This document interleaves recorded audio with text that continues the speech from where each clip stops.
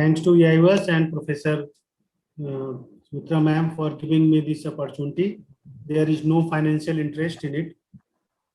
First of all, why we have to find out which IOP is safe in the glaucoma? The answer lies itself by knowing the basic understanding of the disease. Like whatever the vision loss has occurred in glaucoma is permanent, and most of the time the patient is unaware that he or she is having glaucoma because central vision is preserved. So one of the things that patient is not aware that his vision is lost, and second, whatever the vision lost is permanent. It is not like cataract or something else that we can reverse it. And third, like our country, which is a big country and have fewer literacy rates, so awareness is also a problem, that if anyone has been diagnosed or treating glaucoma, then how we can counsel them properly so that they can manage or do the drugs and everything for lifetime. Next, for the IOP, since IOP is the only thing which is important and modifiable risk factors, so we have to know what IOP is important to treat and how we can go for that.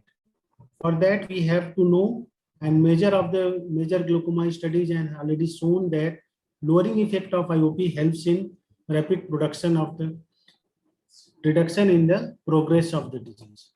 So the answer lies is the target pressure, means we have something pressure range where we can reverse, or it is not reverse, we can retard the progression of the visual field. And remember that this target pressure is not a range of pressure, it is an individualized pressure. It is not a common pressure that yes, this pressure is applied for each and every one. For that, we have to know what is the initial pressure, what is the stage of the disease, what is the life expectancy of the disease, what is the rate of damage, race, corneal thickness, family history. There are various parameters which can tell us that which is the target pressure for which individual.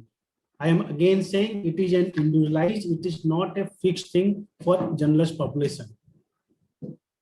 And when we go for there, then there is a target pressure formulas, various formulas are there, but this one is in 2004 and it is almost accepted everywhere, where we have the target pressure is equal to the initial pressure upon this circulation. This equation is there, and there is a Z. Z is corresponding to different types of the severity of the disease. I am not going in detail of this, just to know that yes, target pressure is calculated how individually. I am showing this formula. Another thing is, this is from the European Glaucoma Society guideline. Whenever you have suspect, when we have a high target pressure and we have a low target pressure, first is the damage. When the damage is early, then we can have a pressure of the higher range, but when damage is advanced, then we have a lower pressure. Second is the life expectancy. Life expectancy is very much important. Like if any, now we are seeing the juvenile glaucoma and other glaucomas are going on. So life expectancy is such thing which we have some important, that we have to know what is the life expectancy. If life expectancy is more, then we have to target higher pressure. So here. Now, which is safe and where we can know that which is safe. These are the various randomized controlled trials which can tell us which pressure is, how this pressure has evolved to retard the progression. One of the important is ocular hypertension trial, in which we have a target of IOP less than 24 mm of Hg, and the minimum reduction was the 20% from the baseline.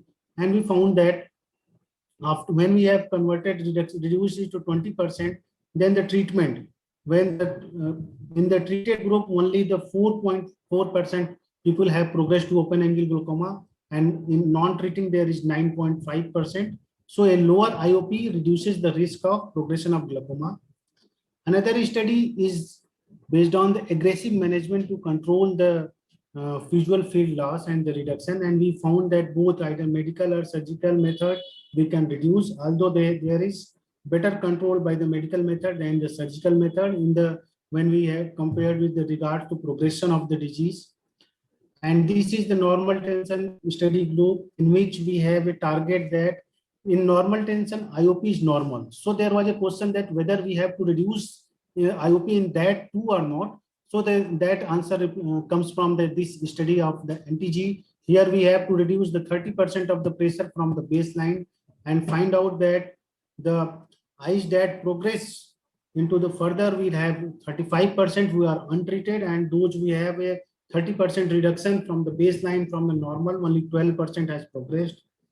Same thing is demonstrated by the AGIS study. It is different that what we have to know, and it is a 5-year study plan where we have to know that those patients who achieve lower IOP constantly have lesser chance of the progression. In this field, you can see here that the pressure ranges and the rate of the progression is detected.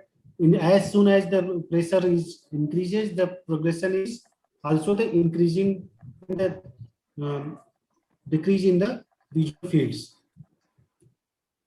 Early manifest glaucoma studies also tell us that the IOP, when even the 1 mm decrease in the IOP leads to the decrease the risk of progression to 10%.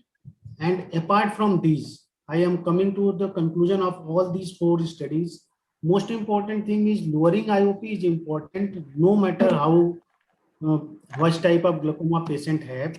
Another one, as we see, each millimeter of mercury is important. So don't think that it's a range we can treat, and the treatment should be effective, safe, and tolerable. But again, all these are the theoretical things. We have something, we need some numbers, like we have to counsel the patient, then we have to say, yes, which type of percentage or what is the baseline, or from where from IOP from today we have to reduce so that you can have some benefit. And the answer lies here in the AO guideline.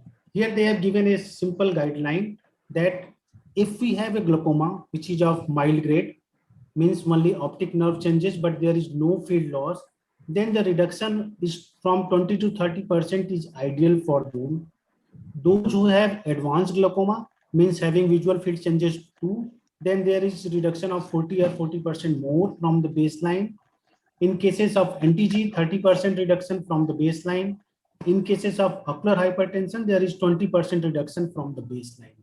And these 3 are the similar which we always remember to keep the pressure. If visual field is advanced, if disease is advanced, then put the IOP in the range of lower teens. If it is moderate, then mid teens. If high, then if visual field is mild, then keep it IOP at higher range. So from all these, we have to know, yes, I am concluding. From all these, we have to know that there is no fixed IOP. That is very important feature, that there is no fixed IOP for everyone. IOP has to be individualized based on the risk factor or life expectancy, the stage of the disease, and a proper IOP control and care is very important to prevent these eyes from the damage, because it is glaucoma is not a one thing that if anyone is not putting drug for 1 or 2 or 3 days, then anything happened. It is a lifelong process to put the eye drops, and every time the effect is seen in a longer term. And since central vision is preserved, so patient is still unaware that they are having reduction of the field. With these comments, I am like to thank you all. Thank you.